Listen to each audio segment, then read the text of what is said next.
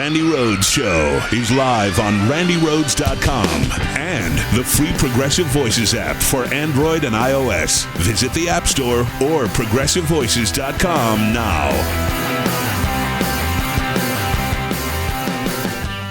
All right, Doug in Atlanta. Hi, Doug. Hey, Randy.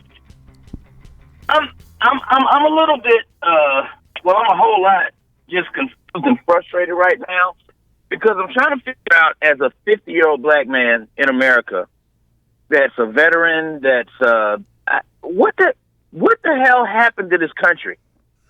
Well, because I don't know whether I'm losing my mind or whether I'm so discouraged and I'm so frustrated and I'm so terrified for my kids, not just because of the police thing.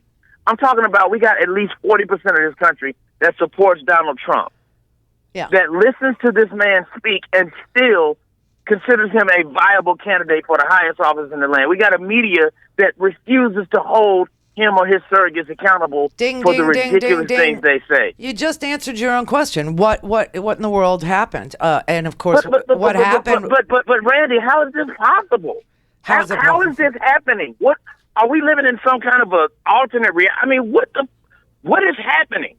Well, two things happened. One thing was in the 70s, we started a war on drugs, and people for marijuana and various other things went to jail, disproportionately black men. And the other thing that happened was the media got deregulated in the 90s. There's no standards. There's no. If you want to brand yourself news, you can. If you're Steve Bannon, you can call yourself news. It doesn't matter if you could be a white supremacist website and call yourself news. There are no standards. There's no practices that must be followed to call yourself news. Right-wing media took over the airwaves. America was fed a steady diet of they're to blame, otherizing the president for the last 8 years on top of it, and breaking up families with over incarceration. I mean, we have more people in jail in the United States of America than China does, and China has 1 billion people. Randy Rhodes, do you realize that we are less than 60 days away from potentially seeing Donald Trump? Yes. I can't even put into words what I'm witnessing right now with my two eyes. I'm sober. I don't smoke. I don't drink. Me neither. I'm witnessing Donald freaking Trump almost like he shouldn't even be. He shouldn't be within.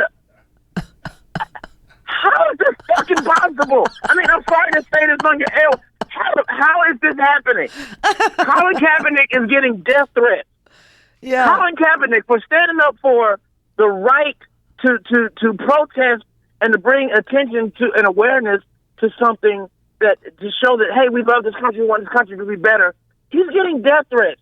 Donald Trump. Sean Hannity is in a campaign ad on television for Donald Trump. What?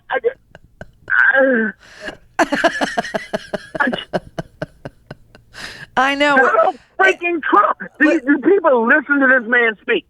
No. Randy, when I walk around now and I see white people, the first thing that comes to my mind is, are you one of them? Yes, I know. And I'm me not too. a racist kind of, but I look at I travel every week. I'm a comedian. I travel every week on the road, and I'm in airports, and I look around at the people around me, and I'm like, Jesus Christ, is this one of them? Are you a Trumper? Are you a Trumper? Are you a Trumper? And it makes me fearful.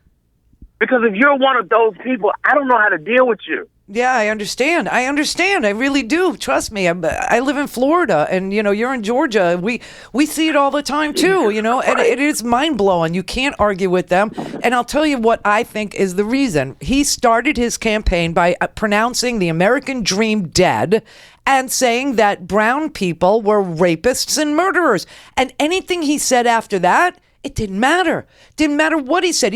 If he said we were going to nuke Syria, if he said we're going to let Japan have nuclear weapons, all these things he did say, they were like, oh, I don't care. As long as he is as white as I think he is, and as long as he believes in uber nationalism for the white man, he's our guy. I don't give a damn what he said. Listen, the birthers know that 30 seconds of 33 seconds on the stage over there, that he didn't mean any of it, that he told two lies in 33 seconds. And they were like, well, we know why he had to drop it, because he's got to get elected. And suburban white women don't like all this racism. So that's why he said, we're cool with it. You can say whatever you want to anybody at now, because you've already signaled to us who you are. And, they're doing these little dog whistles. Not only is the out loud stuff out loud, but the dog whistle stuff is there too. If you pay attention to what these white supremacists shorthand to each other, when Donald Trump Jr.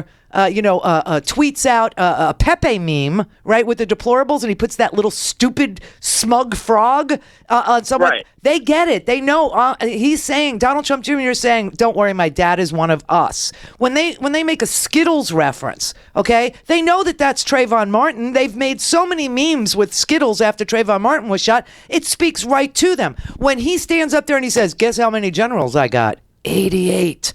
8 means HH to them because it's the 8th letter of the alphabet, and they're all retarded. They can't go, all the letters, so they stop it. And that means Heil Hitler to them. They are telling them, don't worry about what we say or do. We're white nationalists. That's what they're doing. I didn't want to believe this about my country. I did not want to believe this. The media does not have the balls to call them out. They don't have the temerity to do the research to find out what it is that the neo-Nazi right-wing party is getting off of Donald Trump, what they love about him, why it doesn't matter if he they'll just sit there and go, well, you can't talk to them. They don't care. It doesn't matter. You ever wonder why journalists who used to ask who, what, when, where, and why have left out the why? Go to randyrhodes.com for the whole thing and a podcast. Buy a stinking podcast.